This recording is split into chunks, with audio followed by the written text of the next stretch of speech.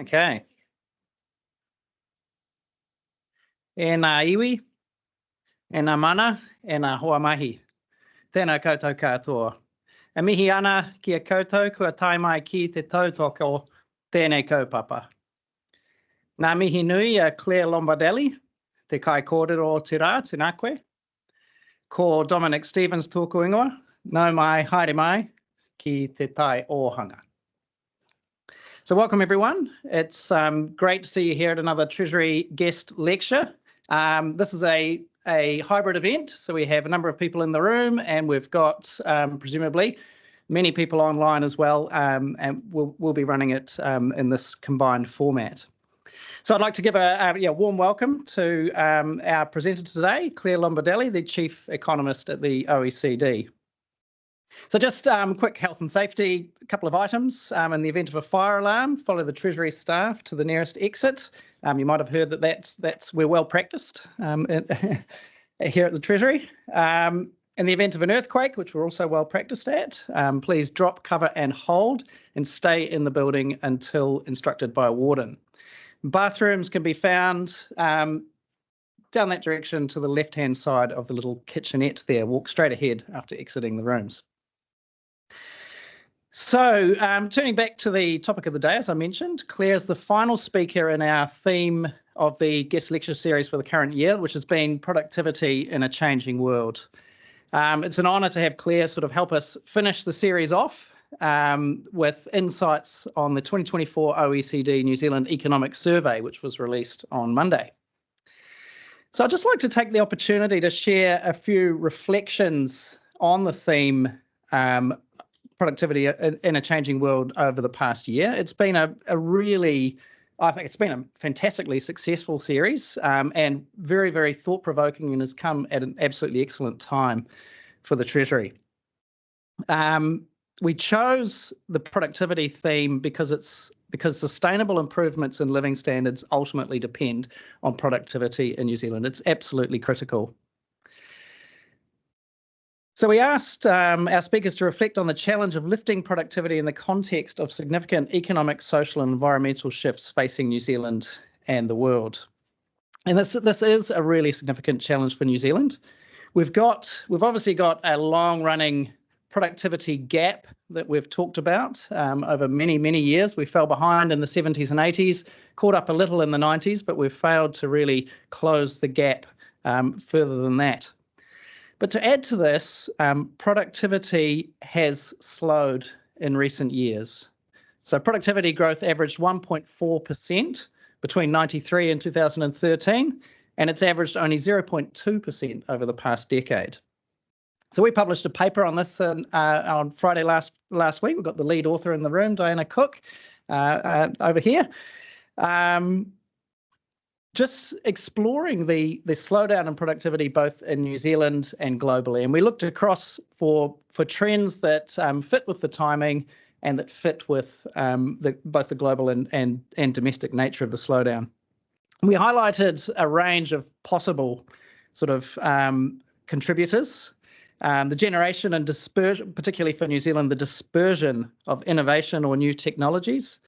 The slowdown in global trade, which we've also previously written about, is likely to have exacerbated the challenge of generating productivity through global value change and enhanced connections.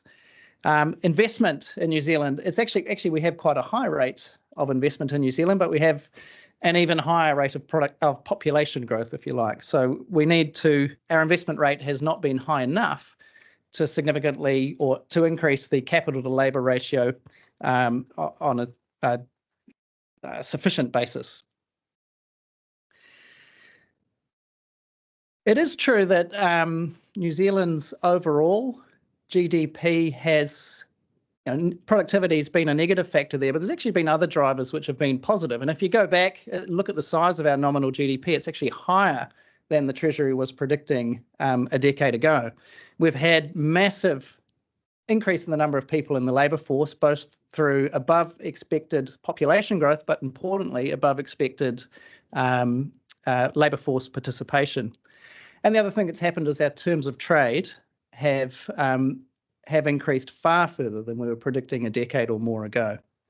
And actually, these factors might not be happenstance. These could be connected to one another. It's one of the things that we talked about in one of the lectures. So it's possible that the increase in the terms of trade actually reflects New Zealand firms choosing to chase opportunities involving higher price rather than higher productivity.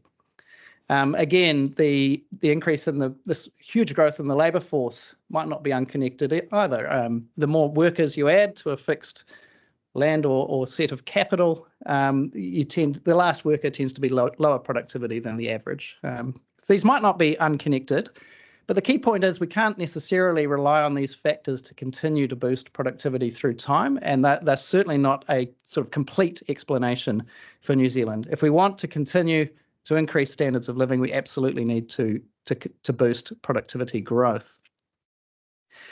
Now, I mean, the paper we released last week was really about the productivity slowdown, but Treasury has got a long pedigree of talking about the types of things that would boost productivity, including in our briefing to the incoming minister: strong and stable macroeconomic environment, a strong and stable business environment as the precondition for productivity growth, including a streamlined and coherent regulatory system.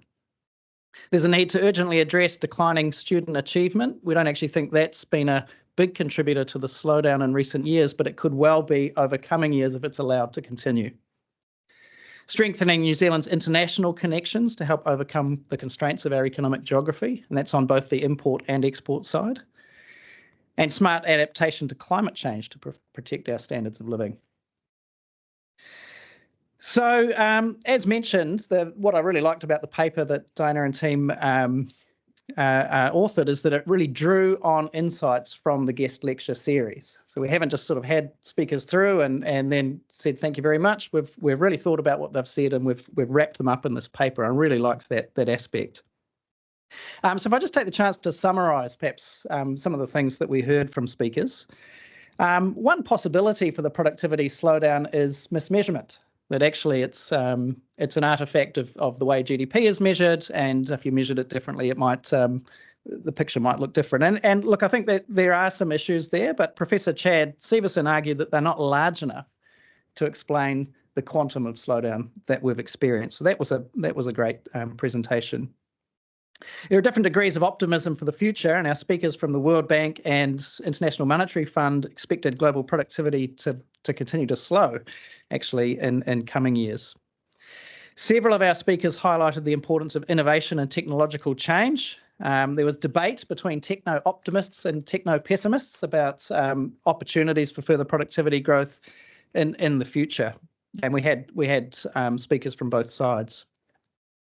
Linked to this was the importance of skills and capabilities which support the diffusion and adoption of new technologies. So Professor Webster, Professor David Teese and Michael Brennan highlighted that the ability to leverage innovation takes time, requires complementary investment and the ability to apply new ideas and processes. And last, many of our speakers explored the theme of climate change and its likely impacts on productivity. So Dirk Pilot and Professor Jonathan Pinsk highlighted the wide range of interrelationships between climate change and productivity, arguing that there's not been enough work on these interrelationships. And just yesterday, Danny Roderick explored the role of industrial policy in supporting changes in the structure of the economy in pursuit of environmental goals as well as productivity goals. So it's been a fabulous series so far, and Claire, I really look forward to you sort of closing it out for us. If you've missed any of these seminars that I've talked about, they're all online, and today's seminar will be recorded and provided online for later as well. So let me introduce the star of the show and exit the stage myself. Clare Lombardelli is OECD's Chief Economist and G20 Finance Deputy.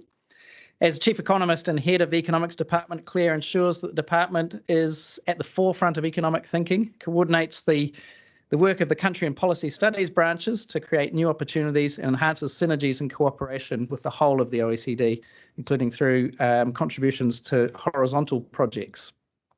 So prior to joining the OECD, she was Chief Economic Advisor to the UK Treasury. and joint head of the Government Economic Service from 2005. She started her career at the Bank of England, and actually I understand Claire will be moving back to the Bank of England shortly to become Deputy Secretary in charge of monetary policy.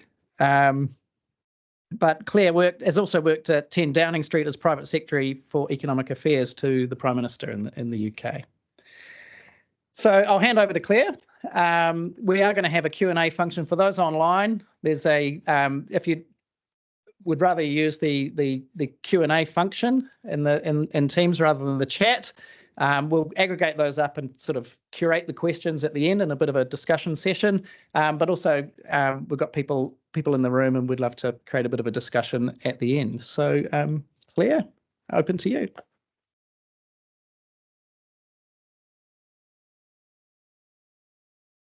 Hi, everyone. Thanks very much for inviting me. It's an absolute pleasure to be here. I've been here since Sunday, and on Monday we launched our economic survey of New Zealand. So that's what brings me to town, but I was absolutely delighted to be invited to do this. And I have to say, I didn't realise you had Danny Roderick the other day, so now I feel both delighted and very intimidated, but I'm sure I can follow that no problem. I'm going to talk a bit about productivity in general as we see it kind of around the world, looking from the OECD perspective, and a few sort of reflections on New Zealand as well. I'm very conscious that I'm less qualified to talk about New Zealand than many people in this room, but very happy to do so. We do a lot of work on productivity at the OECD. It is one of the things that we consider a sort of specialism of ours. We spend a lot of time thinking about structural policy and the supply side of economies. So we do a lot of analysis, including through something called the Global Forum on Productivity that we run, which is basically bringing together a whole range of countries looking at productivity research and analysis in both a kind of macro and a micro perspective. New Zealand is an important part of that and is a member of that forum. So, and some of the work I'm going to present to you today is sort of latest data and analysis that's come through that forum. So let's get started. So as we've heard, and as you know, there's been a sort of long-standing slowdown in productivity around the world. You know, New Zealand is not alone here at all. If you look on this chart that I'm showing you, you can see the position in New Zealand, and this decline we've seen over decades, really, with a very distinct difference between the period pre-global financial crisis and the period beyond. So even with New Zealand, which you can see is towards the right-hand side of this chart, so as we've heard, has relatively lower productivity than other advanced economies. But even for New Zealand, before the GFC, you were seeing productivity growth around 2%. Now that's well under 1%. So a real change, and you know, obviously what's going on there is in a sense, you know, this is a cause of kind of falling living standards over time, and the only way to maintain your living standards over time really is to increase productivity. Now, if we look on the right-hand side, we've done a bit of analysis on the sort of drivers of this, and you can see here this is across all economies, so it's not New Zealand specific, but you can see in particular you've got falls there in MFP, quite big falls in capital, and the capital labour ratio you can see is a big driver, and that's one of the things that drives this. Going in the opposite direction has been what's happening on employment, and so across advanced economies we've seen an increase in the rate of employment over this period, and a lot of that is about, for example, women joining the labour market in much greater numbers and participating in the labour market for a much higher share of their career, other groups as well. But really, so you've got these sort of two trends, which is MFP falling, capital falling quite significantly, but the employment rate going in the other direction. If we try and understand why, I mean, you know, a long debate we can have. One of the big issues, or one of the big observations that we notice consistently across countries, is the variation across firms when it comes to productivity, and this is really high. If you think about, and I think in a way this comes back to, you know, people often say about productivity this thing about you see it everywhere except in the statistics, and it's true, you do see it everywhere, but actually what you see and what we often think about when we think about productivity, we think about innovation, we think about technologies, you tend to picture the sort of most advanced firms, right, which clearly are at the forefront, pushing boundaries, you know, doing amazing things, all those things. That is not typical. Most firms are far from that. Right? Most firms actually are not, at the forefront of technology. Indeed, a lot of firms are not even using current technology. What you really see is a real range. And here what you can see is, the performance of the median, the performance of what we call laggard firms, so people at the very lower end of the productivity distribution. And this is all taken on firm level data. So quite a lot of disaggregation. But what you really see is, even though technology is moving on and the world's getting better and faster and all of that, actually the majority of firms are just not really participating in that. They're quite far behind. And so you see this variation. And now we need to think about sort of why do some firms succeed? Why are some firms at the sort of forefront? Why are some further behind? And like I say, you have to think about that and look at that in terms of the micro data and what we're seeing here. Let me move on and talk a bit about some of the specific drivers or specific issues in the literature on productivity. And I think this will map on quite well to some of the things you've talked about before. So first, I'm going to talk about digital and technology. So this is, if you think about all the drivers of productivity, and some positive, some negative. The biggest positive by far is what's going on in the technology space, and particularly digitization, which is a huge opportunity. And to your techno optimist or pessimist question, I'm very much on the optimistic side of this in terms of what technology can and will do in terms of productivity.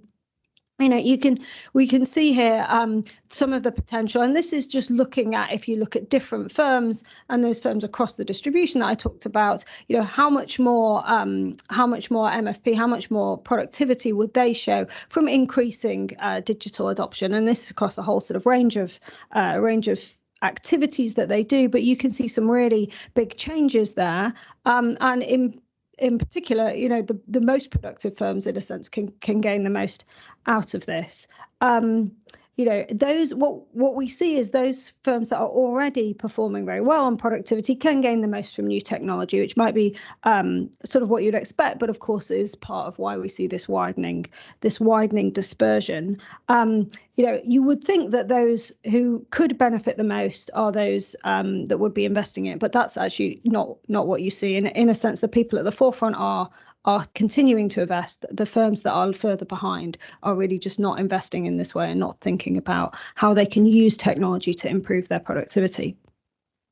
I'm going to talk a bit about artificial intelligence because everyone is, but also the OECD has actually just published a really nice research paper on some of the macro considerations around artificial intelligence. So I'll talk a bit about those now. So this is very early analysis. There's not a huge amount of analysis out there in terms of the impact of artificial intelligence on productivity, particularly generative artificial intelligence. And it's worth sort of distinguishing the two. Artificial AI has been with us for a very long time. We're using it all the time. You might not know that, but an awful lot of the services that are provided, for example, financial services, using AI. Generative AI is a sort of different beast. It can completely change all sorts of activities, and it's relatively new, and so there's relatively limited research on what generative AI can mean and will mean in terms of macro benefits. But what I'm showing you here is some early data. On the left, you can see AI in general and some of the increases at firm level of using AI. On the right-hand side is the sort of most up-to-date data available about generative AI and what actually is that doing to productivity. Now, this is task-specific, so it's, as I say, it's not macro, it's not even firm level. It's basically looking at, if you take a worker doing a particular activity and then they start using generative AI, how much more efficient do they become? And if you look at this data, what you can see is some quite big improvements in effectiveness. So, writing, people become 50% more effective. Coding is around 60% more effective. So this is all about specific tasks. I think, there's a couple of things we can take from this. One is, these are huge efficiency gains, right? If you become 50% more effective at doing something, that is a really big improvement, and one that, you don't tend to see regularly. This is sort of transformative. The other thing this doesn't capture, though, is what will happen as we change not just what we do, not just how we do it, but what we do. So if you think about most these sort of general purpose technologies, you don't just become a bit more efficient. What you do, you actually completely change the methods by which you're doing things. You change what you do. So if you think about other general purpose technologies, electricity, the personal computer, they completely change the activities that are undertaken in the economy. And you would expect generative AI to ultimately do that. So it wouldn't be right to just extrapolate from these sorts of within activity improvements, but I think actually across the board, we're likely to become much more efficient, much more productive as we combine activities in different ways to do different things. Now, this is all very good and, reason for optimism, and we should all feel very positive about that. That said, if you look at and as I said, I'll put you all to this paper the OECD has published, but there's a couple of things that it talks about that you need to have in place for economies to really sort of thrive and make the most out of AI, particularly generative AI. And the two I wanted to draw out is one is on skills, where ultimately, to benefit from AI, you have to be able to use it. And actually, if you look at digital skills across the OECD, they are they vary quite a lot, but there's quite a lot of people that have low digital skills. If we look across countries, the US is probably at the forefront of this. Around 10% of people in the US have what we would describe as low digital skills, basically no experience of them. In a lot of OECD countries, though, that's about a quarter. So about a quarter of adults in most OECD countries have basically no experience of using a computer. If you think about that, these people are not going to be benefiting from the potential productivity gains of AI. So we've got to do a big job on upskilling our populations to be able to deal with these sorts of technologies. The other area that is little talked about, but is very important when you think about AI, and particularly generative AI, is competition.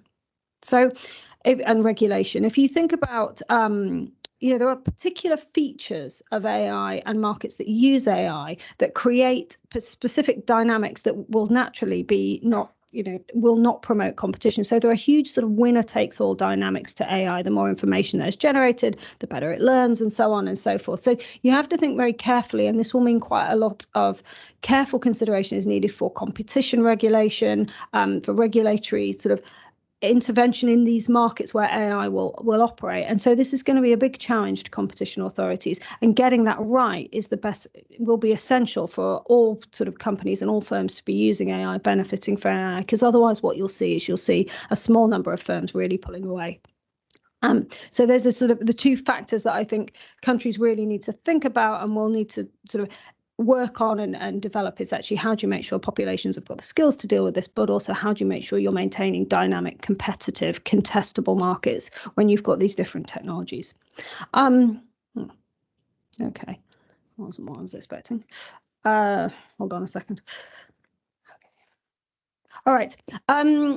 So this shows you what's going on in terms of adoption of AI and, sorry, not adoption, but potential to adopt. And actually, if you look at the activities that different sectors use, parts of different sectors use, what we've done here is some analysis of, if you look at the activities going on in those sectors, how sort of replaceable are they by AI, or how much can AI be used within them? And it's kind of what you would expect, right? AI is going to have the biggest impact, at least initially, on knowledge-intensive sectors, because it is intelligence, and that's the where it can build on, adapt, and in some ways replace the activities that are done by people at the moment. So you can see here, these are already in lots of cases quite high productivity sectors.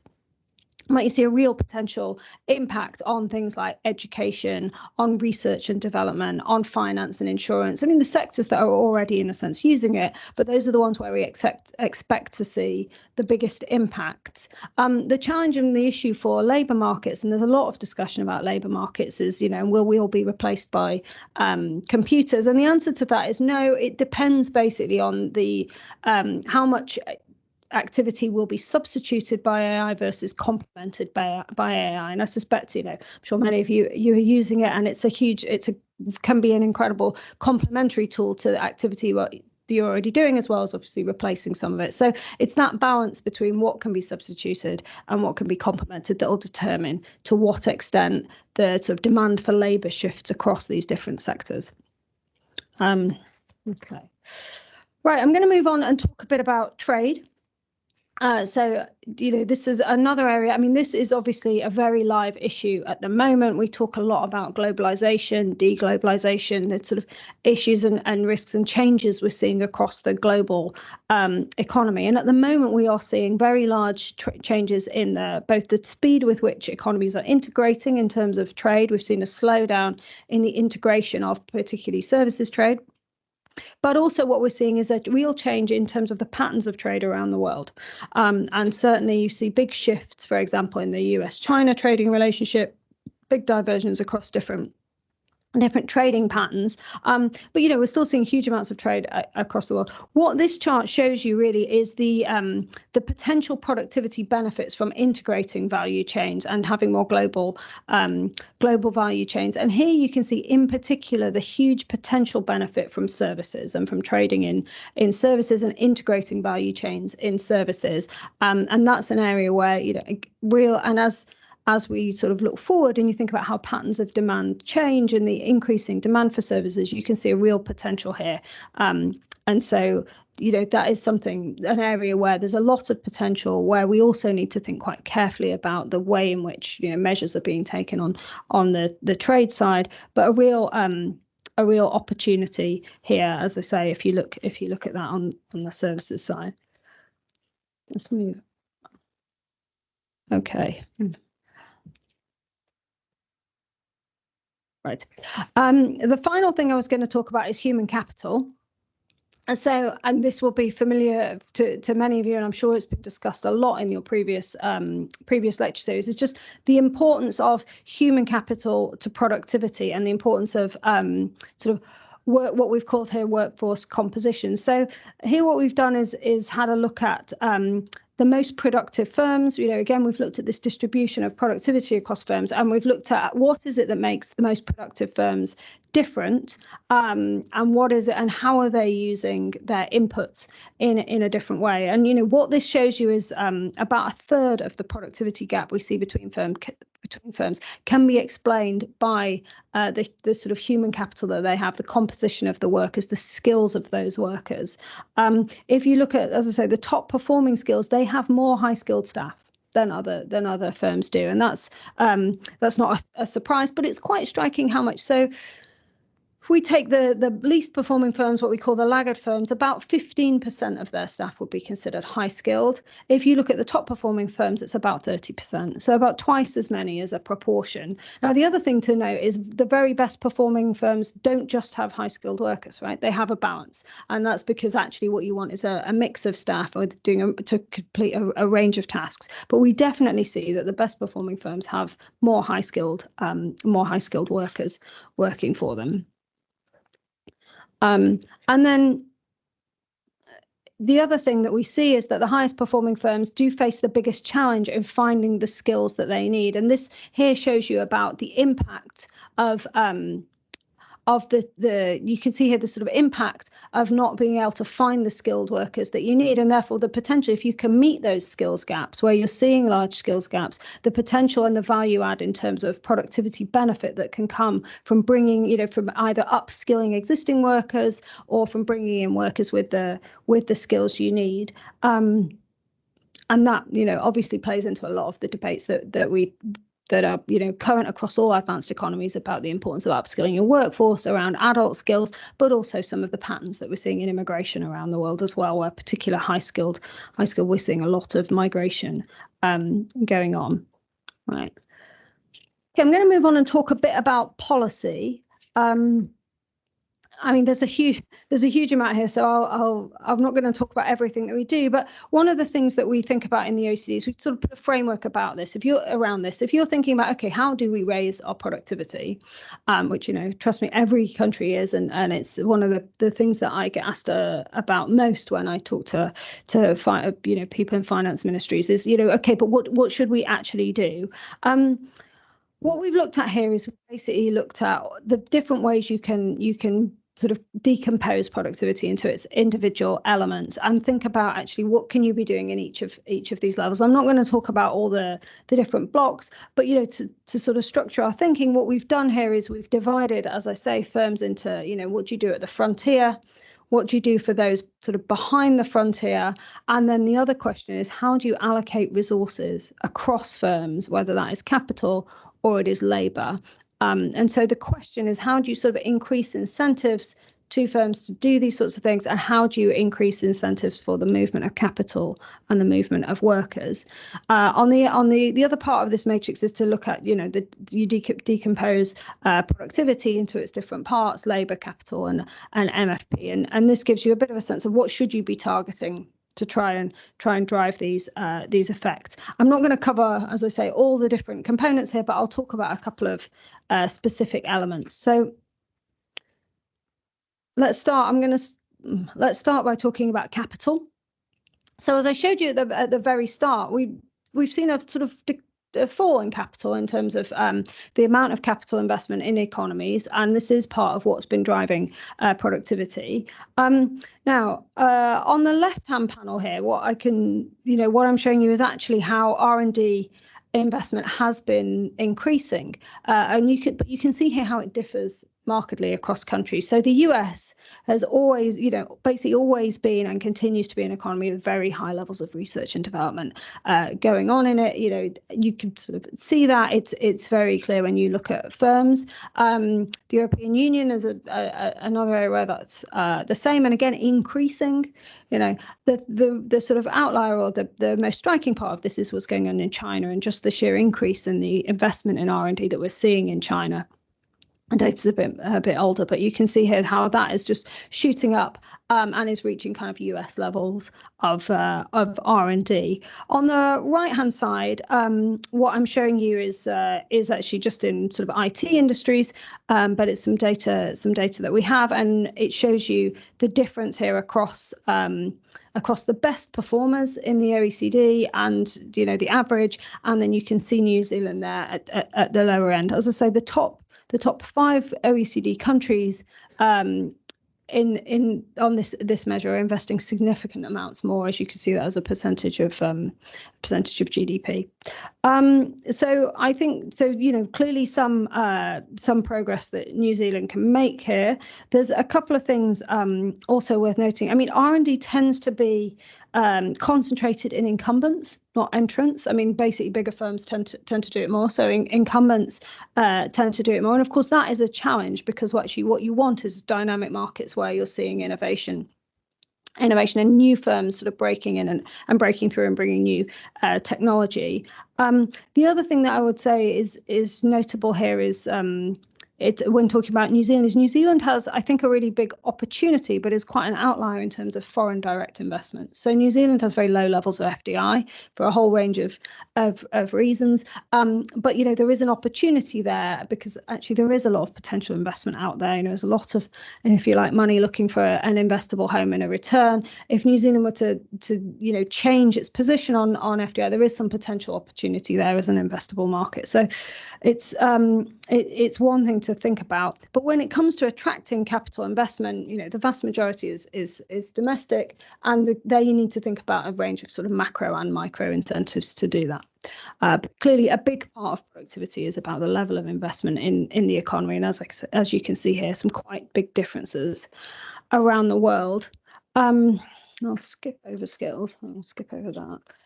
Another thing I want to talk about, because it's quite micro this, but it turns out when you look at the data, it's a really important part of what's driving within firm productivity, and that is managers and the quality of management. It sounds a bit sort of micro for economists to be talking about it, but there's increasing amounts of evidence that basically says if you've got very high quality management within a firm, that will drive higher productivity.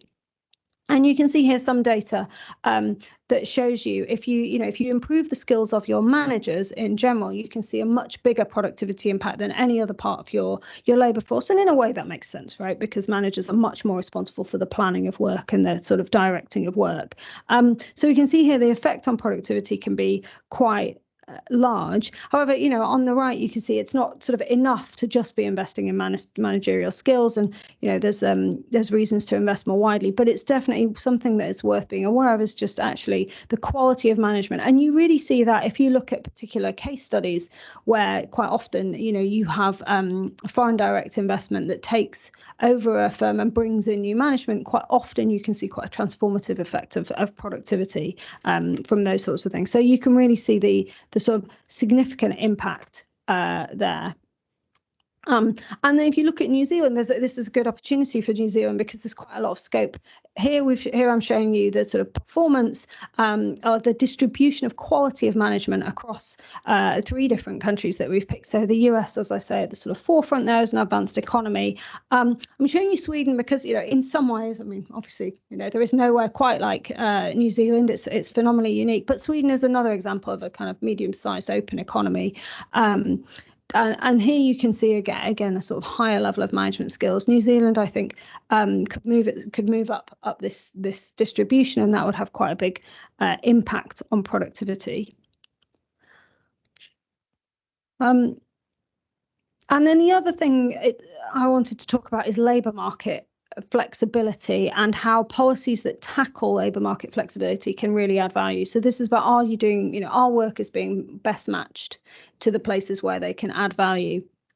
Is there potential to improve productivity by moving workers around more flexibly? Now, I've shown you earlier the challenge on skills gaps and, how gaps in skills can really affect firm performance.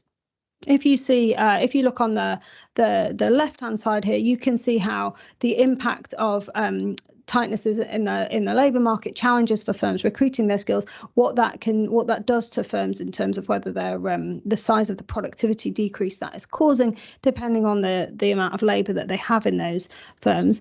On the right-hand side, you can see, and again, I'm showing you the sort of top productivity performers against the OECD average and New Zealand. You see quite a difference in how much countries invest in what we call active labour market policies, so policies that match available workers to jobs. And again, New Zealand spends a relatively small amount of money on this as a proportion of GDP compared to some other countries. And in particular, you see those top performing countries spending quite a lot on matching people to jobs and quite a lot on ensuring, and included in active labour market policies does include things like skills training and those sorts of policies. So, you can really see that there is a potential gain there if you invest a bit more in making sure that when people become available for work, that they are matched to the best work available for their skill set.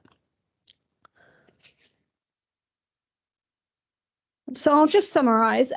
So this is a sort of summary of, for all countries, what are the challenges and what are the opportunities from productivity? There's a number of things that we know in sort of trend terms are making productivity, attaining high productivity more and more challenging. And in that, I would include sort of demographics, which just affect the size of the labour force and so affect growth in that way. Climate change, we're all obviously going through this huge transition in terms of decarbonising our economies, and that, of course, will bring lots of potential for new growth in other areas. But we have to be realistic. You're putting a price on an input that was previously, it wasn't free, but we all thought it was free, or we certainly classified it in economics as free. Putting a price on that will obviously have an impact and be a challenge. Obviously, labour supply constraints continue to be, and at this point, actually, in the last few years, have become a real problem for an awful lot of countries, an awful lot of firms. Against that, as I say, there is a potential upside from technology, from digitization, and from generative artificial intelligence, which comes, potential upside there. But we really need to think quite carefully about how we ensure our economies are ready for that. For New Zealand, just to draw out some of the sort of areas that but we highlighted in our survey and that are clear when you look specifically at New Zealand. I mean, obviously, all of the above apply, but there's certainly an issue around capital investment in New Zealand, especially in technology. But it's a country where more capital investment could improve productivity. There is an issue, and we have a whole chapter on this in our survey around competition and sort of the competitive markets, the dynamic markets. I mean, it's New Zealand is a small market, and therefore you haven't got the scale, and that can raise some challenges for competition. But clearly, that is competitive pressures do drive dynamism, do drive productivity in that sense. And finally, skills, which again we highlight in terms of education, but also thinking more broadly about education and skills and what that can do for labour market matching. So I'll stop there. Thank you.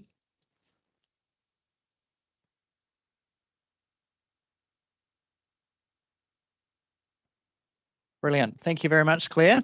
Yep, grab a seat and a glass of water after the presentation. Fabulous presentation. Thank you very much. Traversed a wide range of areas. So we'll do Q&A now.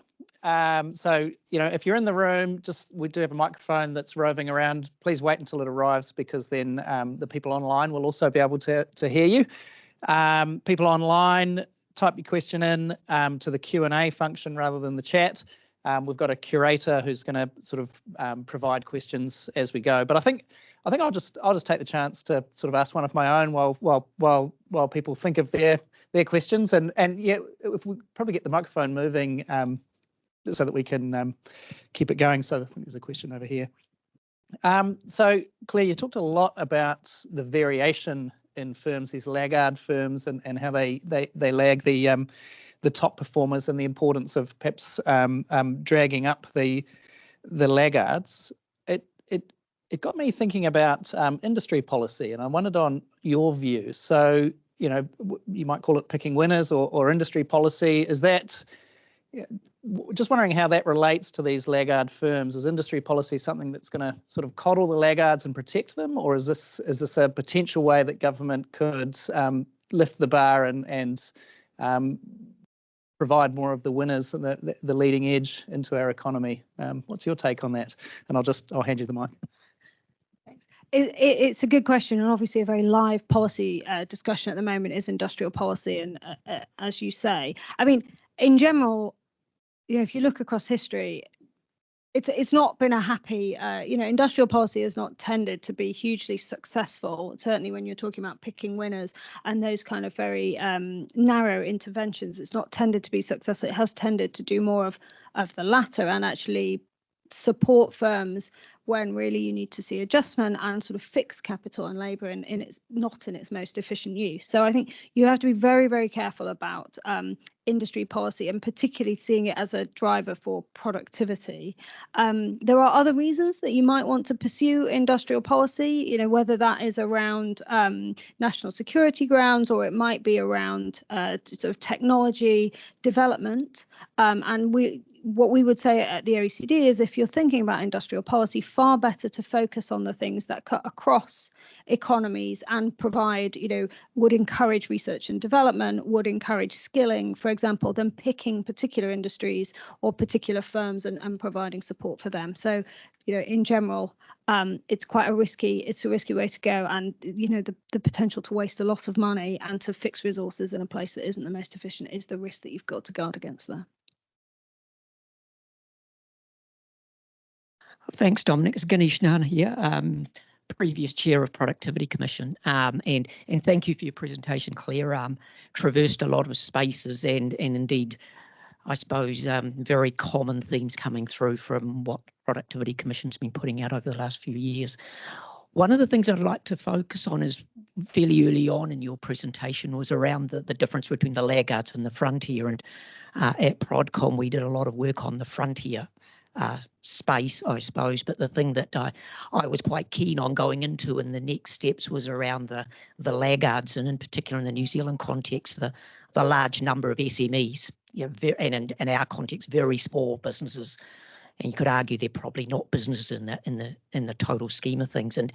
And what does it actually mean for those businesses when you talk to them about lifting their productivity? And you know, I keep talking about the stereotypical New Zealand construction business, which is the owner in the ute with the dog on the back and maybe the apprentice, and who keeps giving me his invoices for the work done, handwritten invoices. And what does it mean when I tell them they need to lift their productivity? Because it's well outside their comfort zone. It's not even in there. And you're talking about R&D and that sort of stuff, but it's just well outside them. No, I mean, you're absolutely right, spot on, right? It is the difference between the impact of firm size on productivity is very, very striking. You know, the largest firms are the most productive by far. And actually, particularly when you're talking about these small, basically micro businesses, one person, two people, it's very, very hard to think about for them what productivity means. Now, look, if they're kind of happy doing that, and actually it's about continuing their way of working, sort of fine. But when you've got large parts of your economy that are operating like that, you will see the impact. So, the question there is what incentives do they have to expand or indeed combine with others, and think about, actually, is there more that can be done there to scale up? And then for the government, thinking about, well, what incentives are being created? We sort of, in some ways, I think people have, whether it's a sort of, I don't know, small businesses, people see them as somehow, hugely special. They don't have a greater moral value than others, but somehow there's a desire often to kind of protect that idea, protect that a bit. But really, we should be thinking about, okay, what incentives can we provide so that people actually do see that there is a benefit for them, either from expanding their business or getting together with others, so that you can start to experience some of these economies of scale. Because if you're one or two people, it's very hard to see an economy of scale. But you're absolutely right, that is one of the reasons. And if you look at countries where productivity is higher, they don't tend to have this very high number of SMEs. I mean, I should say, you can get incredibly productive small businesses, incredibly productive micro businesses. They do tend to sort of grow, though, over time and become bigger and bigger. But you do want to have this dynamic economy where people can set themselves up or start businesses, but with the aspiration of growing those businesses into something bigger. Thanks, Claire. So we'll take an online question just while we get the mic moving, and I'll take an online question first, and then we'll go to the in-person one. So when you mentioned managerial capability, it really struck a chord for me. I remember a summary from the Productivity Commission some years ago that sort of said, well, New Zealand's productivity is low because it's small and isolated and we have capital shallowness and we have poor management. There were some metrics on our managerial capability, and that was poor. And but the paper went on to say, well, why do we have? How do firms with poor management capability survive? And that's because we're small and isolated. So it came back to being small and isolated. But we've got to make the most with what we can. So the question that's come through online is, what's the role that policy can play here? So what are some examples of successful interventions to improve managerial practice in an economy? It's a very good question. I mean, the most obvious, the clearest example you see is when there is investment that comes with ideas, with new technology, and quite often that can be foreign direct investment. So there's lots of examples of FDI coming into an industry or a sector in an economy, but bringing with it, the ways in which businesses are sort of managed and led from the investing country. And there you can see some real transformations in terms of productivity. So you're right, the small and isolated thing, small, yes. I mean, isolated doesn't have to be, right? There is a choice, and increasingly, with technology, with the direction of in which the world is moving, actually, there's no reason to be isolated just because of distance.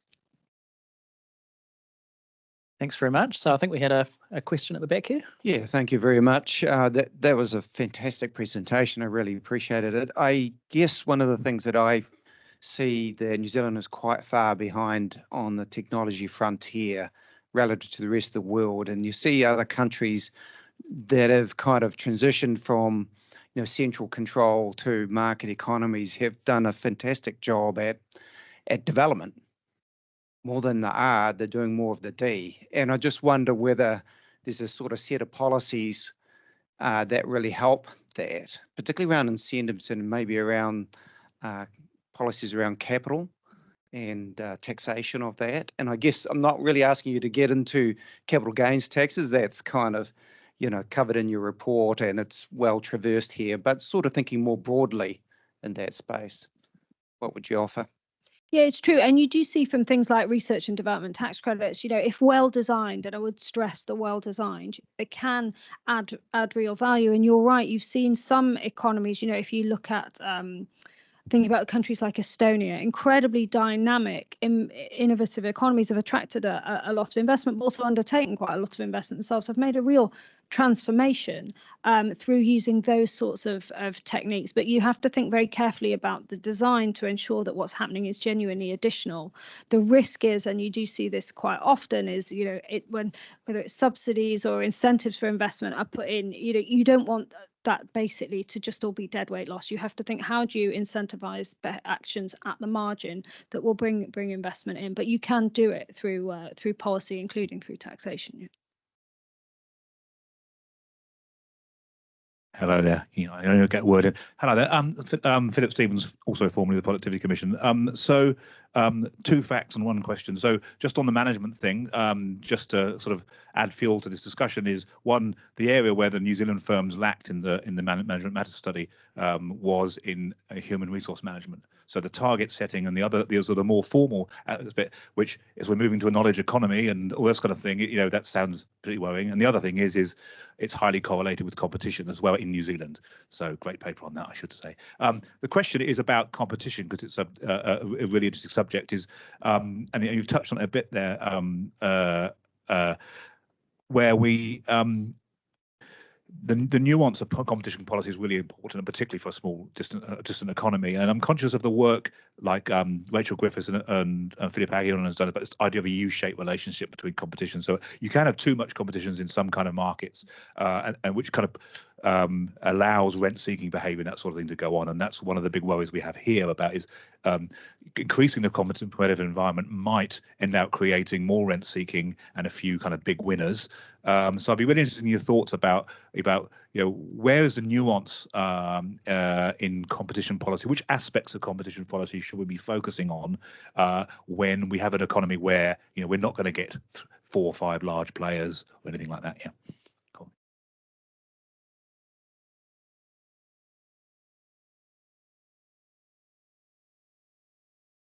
Well, maybe if we just borrow that one. How is it? Okay. No, it's a good question. I mean, what we say about competition in the report and elsewhere, you know, you have to look at this kind of sector by sector, because sectors have very different characteristics. And you're absolutely right. There are some sectors where realistically competition, if anything, is likely to reduce investment because, you know, you need scale and those sorts of issues. So you really have to look at this sector by sector in terms of competition. And the other thing you want to do is think about actually where are the easy wins on competition. So, for example, you know, barriers to entry are the sorts of area where you can address that quite quickly. Other things, when you're talking about, you know, structural issues or heavier regulation, a bit more difficult. But you're absolutely right. It's not a simple position that it's always better to have more competition. What you want is markets to be contestable, really. You don't necessarily want to have large numbers of players in them. It depends very much on the structure of the market. So I'm told that we had that one microphone ran out of batteries, but being a frontier firm, the Treasury has ceiling microphones, which have been turned on, and we'll pick up the questions. So just go ahead and speak loudly, and yep, and then we'll next question over here. Professor student at Vic Uni. I'm just wondering about the opportunities for productivity relating to climate change, because I can think of a lot of challenges, but any positive developments there that you're wondering about? Thanks. Yeah, it's a very good question, and I presented it as a challenge to productivity, and I think, look, net it is, you know, there will be a cost of the climate transition, and we need to be sort of realistic and honest about that. It doesn't mean it's not worth doing, and it doesn't mean, you know, we wouldn't all be worse off if we don't do it, but we have to be realistic. I mean, where there is an opportunity is, you know, what climate change, the sort of transition to a zero carbon economy will do is drive a huge amount of technology advancement, right? We've seen that in renewable energy. You know, if you look at renewable energy now, the cost of that has absolutely plummeted. The productivity in that has absolutely plummeted because it has absolutely rocketed because of the increase in technology and research that, you know, the sort of research that's gone into that, and the production at scale now of these new form, you know, solar, wind, all of that has been a huge driver of productivity. And there will be others. You know, New Zealand, I suspect, will lead the world on working out how to do agriculture in a zero carbon way, right? But it's going to need research. It's going to need investment, but that will also lead to technological advances that, you know, should roll out across the world in a really positive way. So there will be particular sectors. It will drive a lot of research. It will drive a lot of a lot of sort of technological advance in that way, but you know that will need investment to deliver it. Yes, thanks, Tom. I would. Well, I see you. It's very nice to see you again, Claire. One of the things that the survey touched on was the fiscal challenges of an aging population, and maybe address those. Super holds an totemic position here that's comparable to the triple lock in the UK. And one of the things that's been discussed is the possibility of raising the age to 60. Everything I've seen suggests that all that does is pushes the challenge down the road, because you briefly stop increase, but then a few years down the line, it just continues going anyway. I wonder if you have any personal reflections on, professional reflections, yes, on credible pathways to providing sustainable retirement incomes in the long term.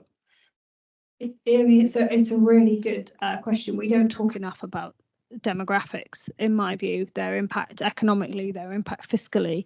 But you know, we are all seeing a massive change, and it is certain, right? There's no, you know, there's not much in economics you can predict, but you can predict this. I mean, I would challenge the suggestion that raising the age just gives you a temporary benefit. I mean, ultimately, you're right. For this to be really sustainable in the long run, you have to be matching, not matching, but you have to be adapting to increasing life expectancy.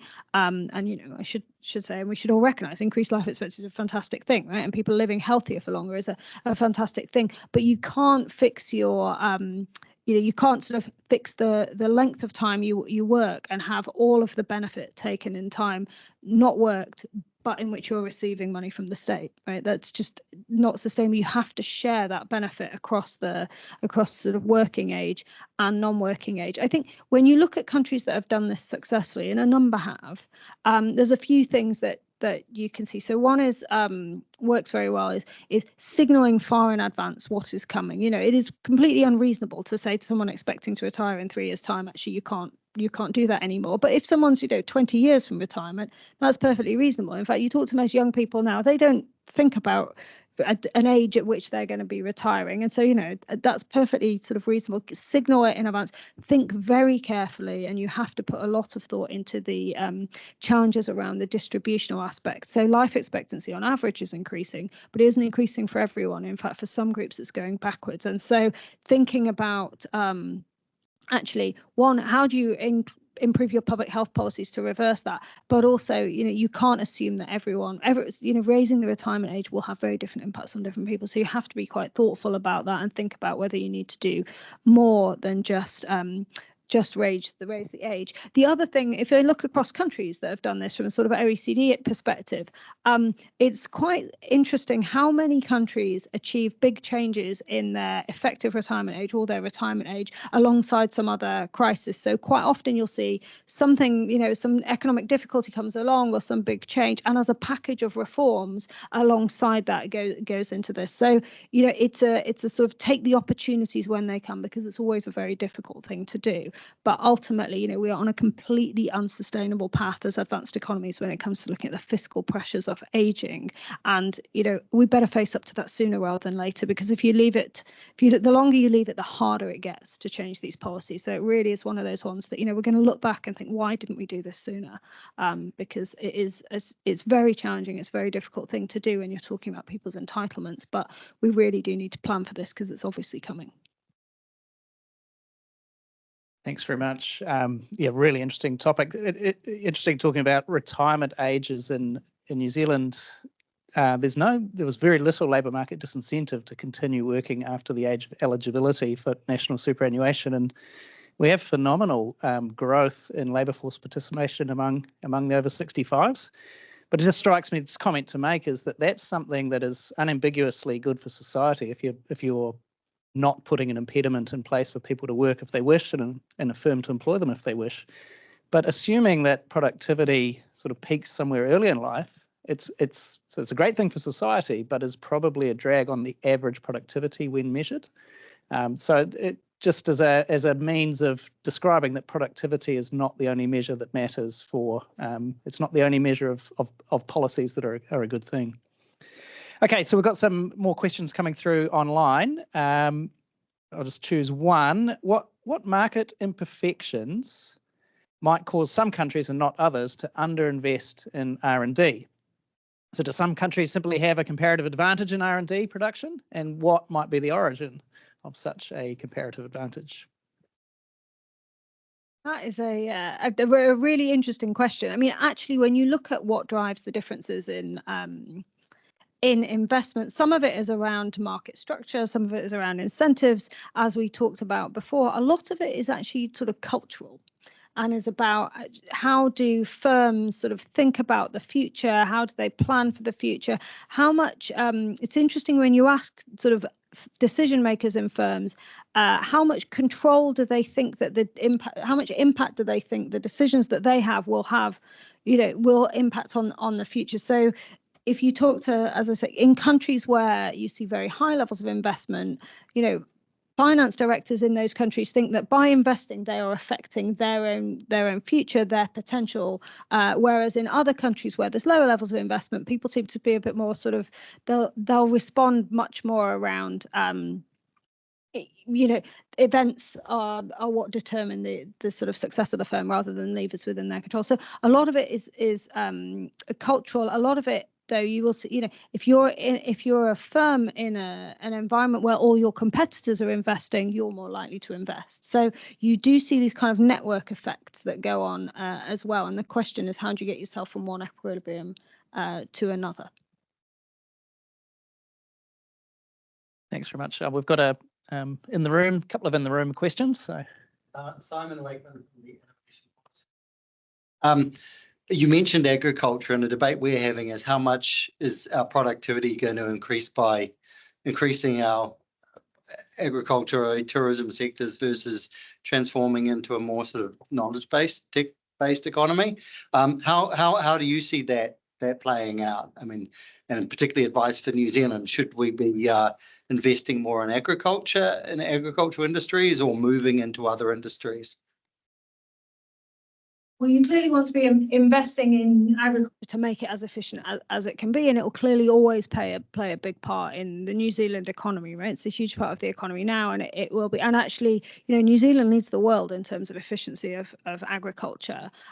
So a really strong story there. But of course, as we continue, sort of the knowledge-based economy ever expands, and as technology develops in other areas, New Zealand, like other countries, will want to think about diversification and actually how do you also, build success in some of these very advanced knowledge-based sectors as well.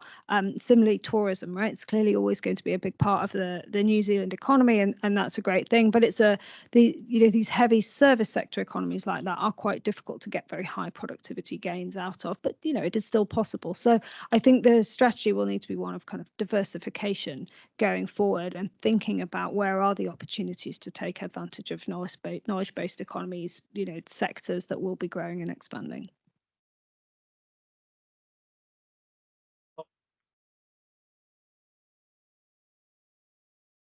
I was interested in your comments on FDI, foreign direct investment. Now, of course, it can offer benefits, but our experience from the evidence that we have seems to indicate that it has been rather low quality in New Zealand. So, for example, tend to invest in areas where firms get dominance of the sector. Raising productivity in firms has been investing in firms already with high productivity rather than raising the productivity of existing firms. A lot of takeover rather than greenfield, or diffusion through the labour channel, those kinds of things. So really the key question for us, I think, is how do we get firms that are really going to make a difference? And some of the work the Productivity Commission did was on frontier firms and saying, actually, if you've got a large foreign firm that was at the frontier of technology and could diffuse that through building up suppliers and so on in New Zealand, then that could produce benefits. But that implies some element of selection. And so I'm just wondering how you ensure that those are real benefits rather than simply reliving the past, if you like. It's a very good question. As you said, it can be huge varieties across FDI. But actually, what that is doing is is in a sense mirroring what you're seeing going on in the economy, because what you've just described will be true of domestic firms as well, right? It's how do you get them to invest in developing the supply chain, bringing forward technology and research and that. But you're right. I mean, New Zealand at the moment has very restrictive FDI rules. So if it was decided to think about whether or not those should be reconsidered or relaxed, what you would want to do is focus on those elements, as you say, where you'd be relaxing it with a specific view to bringing in particular knowledge, particular investment that could help the sector more widely, and not just be about, purchasing and holding, but actually is about development over time. Thanks very much. I'm enjoying the way we're sort of traversing a wide range of topics here. So you're incredibly versatile in your answers. But I'll just take an online question. We've talked a lot about competition, capital. Let's talk about the movement of labour. This is an issue that we wring our hands about a lot in New Zealand. Is the loss of our highly productive people to countries with who can offer greater complementarities to those people. So, how might New Zealand attract and retain people with the highest capability? Might we be stuck in a spiral where lower productivity and lower attractiveness for people feed back off each other? And as I say, this is something that we think about and wring our hands about a lot in New Zealand, but I'm very, very interested in an outside perspective, very, very interested in an international perspective on how the movement of people is shaping up around the world and how New Zealand is placed within this scheme as you see it. Well, I should say from this audience, you've attracted quite a lot of the high skilled people from the UK. So, doing something right. I mean, actually, if you look at, we're seeing huge transformations in migration around the world at the moment. All advanced economies are seeing very, very high level of immigration at the moment, people moving. But New Zealand, even by those standards, is incredibly high in terms of the number of migrants. Now, this builds on a very successful history, right? New Zealand has a frankly fantastic history in terms of people moving to the country, making a success of that, and also openness to immigration, which has been to the real benefit of the New Zealand economy. And so, like say, see these very, very high numbers. Now, I'm aware and conscious of there is also a pull, high skilled people to move around. I mean, high skilled people are in incredibly high demand everywhere in the world and can attract, increasing salaries and increasing incomes through moving. I mean, New Zealand has got a great value proposition in lots of ways. Right? It's a beautiful country. I'm sure it's a wonderful place to live. It can't, however, compete in terms of salaries and cost of housing with a number of other countries, and so that will have an impact in terms of attracting or indeed retaining the highest skilled people. But actually, what you're seeing is, if you look across advanced economies, New Zealand's a real beneficiary of immigration. You see higher numbers of people moving here across the skills distribution, and that is actually what you need, because there's also gaps in the lower skilled parts of the labour market. What you need to think about though, and there's a couple of challenges. One is making sure the absorptive capacity of you're attracting migrants at the rate you can absorb them, and that is about other public services. It's about housing, those sorts of issues really matter for immigration. And then the other thing that I think is just less clear at the moment, we know that immigration is great for growth and it really raises growth, and we know it's good for productivity as well. What's a bit less clear at the moment is what's happening, in particular the impact on wages, and certainly at the lower skill end of the distribution. So, as we're seeing these very, very high movements around all advanced economies are sort of seeing this, what's the impact there? But, in general terms, the economic benefits are clear and have been a real benefit to New Zealand, and I suspect will continue to be so. Thank you. Independent economist, and I have worked in the financial sector. I just wondered if you could give us some advice. I think one of the other challenges, following on from Bill's question about FDI in New Zealand, is that people who have got quality FDI aren't interested in us, because the sort of bottom line seems to be 500 million before they really want to take an interest. Got any thoughts, having looked at small economies? Do they? Yeah, I mean, I haven't on the specifics. I'm afraid I don't know the specifics of the sort of investment that that you're sort of trying to attract and are struggling to land here. I would have thought there is huge potential though, just from changing the restrictions, given how where New Zealand sits on that scale. And so I would have thought there is potential to bring more foreign direct investment in, but I'm afraid I don't know the specifics of individual sectors. Okay, well, we'll go to one more online question, and then we've got an in-person over here. So how large a component of firm performance reflects innate, non-replicable capabilities? So it's just innate to the firms. And I guess the idea is, can you really lift the laggards? So you can think of firms in part as being a veil for people. They're made up of people. People have innate capabilities, or capability varies across people. Is this how much of a proportion of the variation among firms just reflects innate, non-replicable capabilities?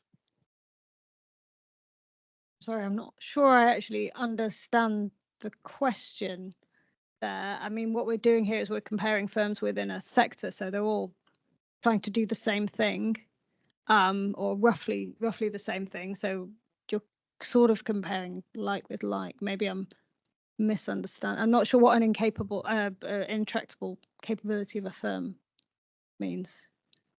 Sorry. I mean, I'm not completely sure I understand it either. But I think the idea is, if you have 10 people all running the same race, they're going to finish at different times, no matter how much you train the slowest. Is that something to how much of the variation among firms is similar to that, or yeah? I'm not sure. I mean, if you think about the comparison with people, right? I mean, training makes a massive difference, right? We're all completely different at doing our jobs now than when we were, left school or whatever. You learn a lot as you go. So there's quite a big difference there. But if you think about firms, what are they doing? They're combining people and technology together. There's nothing sort of innate about that. It should all be improvable. But I think I'm not quite understanding the question, if I'm honest. No, that's fine. That's completely fine. But let's move to an in-person question. So, hello, Jeff Lewis. Yet another X from the Economist Commission. A question on the labour side. Going back to that, you mentioned active labour market policies, and that not only is New Zealand quite low in its activity on that, but also potentially quite large benefits. So could you tell us a little bit more about what good active labour market policies look like? You mentioned better matching. But as I understand, it's not only matching existing skills to the jobs out there, but also retraining people. And you mentioned a lot about digital skills and the importance of that. So, yeah, just a little bit more about what good active labour policy might look like. Yeah, so in general, this is around, well, there's a number of different elements of it. So one is just, taking people who are unemployed and sort of getting alongside them and helping them find a job and think about what their skills are and what the sorts of jobs are available, and encouraging them and supporting them, and where necessary, helping them, whether that's with helping them, write their CV and do the application process. But it can become more sort of interventionist if you've got, say, an area with a very high demand for a certain sort of worker, but the available people don't quite have the skills. Do you do a bit of retraining, but actually provide training programs? Do you do that in conjunction with employers that are short-staffed? You can go all the way from the sort of helping someone fill in job applications, all the way through to more sort of activist workforce planning, where you're actually bringing together employers, training providers, and individuals looking for work to try and actually sort of construct a bit of a plan there. And in those countries that do this incredibly effectively, what you see is sort of very active, almost formal partnerships between training providers and big employers to think about actually what is the, the future workforce need, and therefore can we be putting on, can the local training providers be providing training programs that deliver workers with the skills that are going to be in demand, and those sorts of things. So there's a sort of range that you can do here. It obviously varies by country, but it's clear that across all of these, New Zealand does seem to do a lot less in this space than some other countries do.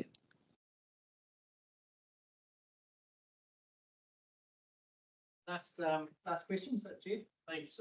Jeff Ping from Foreign Affairs and Trade. We think a lot about trade and how that can affect prosperity, but through productivity shifts. And I was taken by your slide, which mentioned the big boost from GVCs and how that promotes productivity globally. And I sort of reflect on New Zealand as an economy that isn't potentially as integrated as some of the high-performing OECD members. But my question was more broad in terms of the global shifts, and sort of draws on Dominic's question on industrial policy, because what we're sort of seeing is a shift in many countries away from, in their trade and economic policy, domestic economic policy, away from efficiency in terms of value chains towards more resilience-based policies that are designed or stated at least to enhance issues like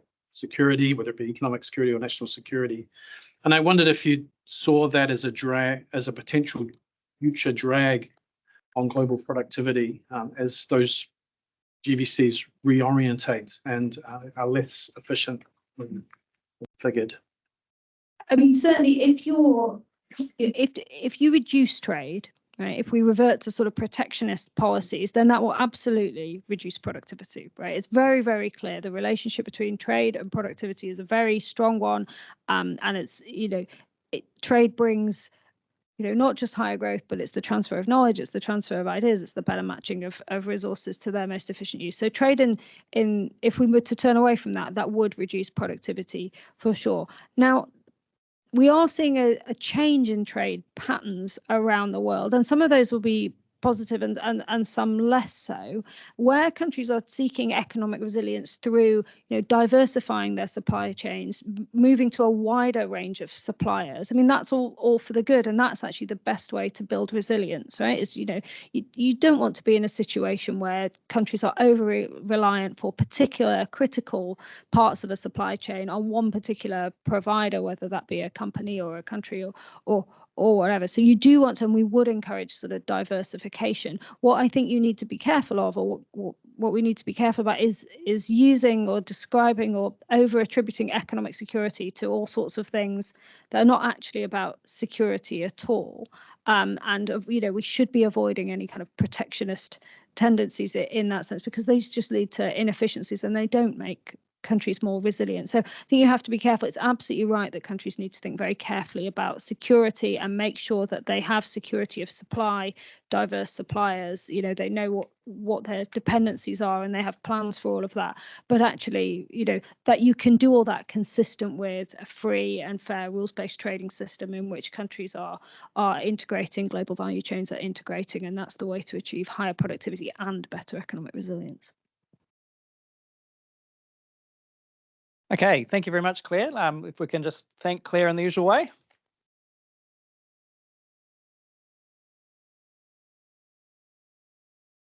Thanks for a really insightful presentation and an incredibly diverse Q&A session at the end. I guess when we talk about productivity, I mean, it is quite an all-encompassing thing to talk about, sort of quite across the economy. Okay, well, with that, I'm going to close our little bit over a year-long theme of productivity in a changing world. Thanks to those of us who've sort of followed us through. Our coming theme for the next year or just over a year is the future of fiscal policy. So this is all about creating fiscal policy that is stabilising, sustainable, and effective. Stabilising meaning fiscal policy over the economic cycle. Sustainable meaning obviously sustainable for the long run, including but not limited to retirement policy. And effective means getting the best bang for our buck from fiscal policy. So fiscal theme for the coming year, we've got a fantastic speaker that's going to line up next month with a very exciting opening speaker. So keep your eye on the Treasury website to start that theme up. With that, I'll close today's proceedings with a short karakia. Piki te kaha, piki te ora, piki te wairua, hui e, tai ki e. Thanks everyone, mā te wā.